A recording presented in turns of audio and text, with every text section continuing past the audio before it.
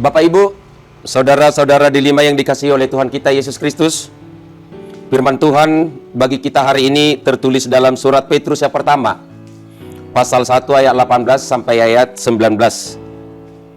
Demikian isi firman Tuhan.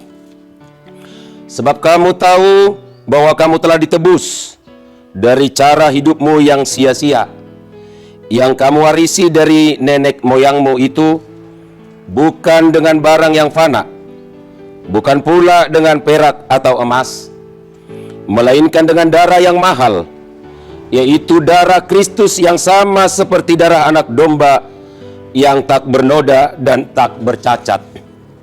Demikian isi firman Tuhan.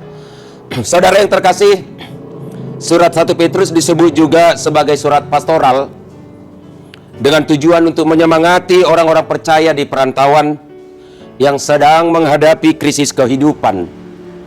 Hidup di tengah minoritas membuat mereka sering mendapatkan ketidakadilan dan berbagai penderitaan.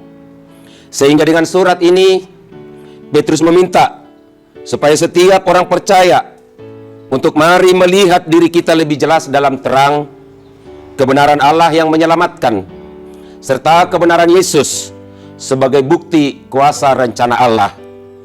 Juga dalam hal ini, Petrus mencoba untuk menyemangati, menguatkan bahwa penderitaan yang kita hadapi tidaklah seberapa dibandingkan dengan penderitaan yang dihadapi Yesus di kayu salib.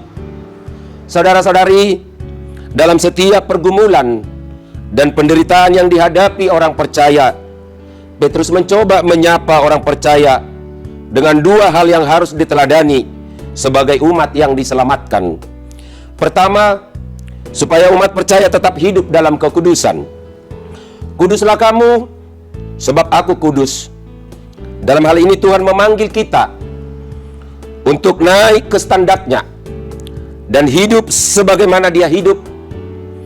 Meski penderitaan sering menghampiri perjalanan hidup kita, meski kita lemah dalam menghadapi cobaan hidup ini, sebagai orang percaya harus tetap bertekun untuk tidak jatuh pada dosa.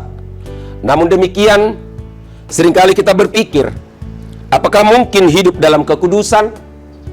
Saudara-saudara, kita tidak dapat mencapai kekudusan dengan mengandalkan kekuatan kita, tetapi tetaplah bergantung pada anugerah dan kekuatan Allah.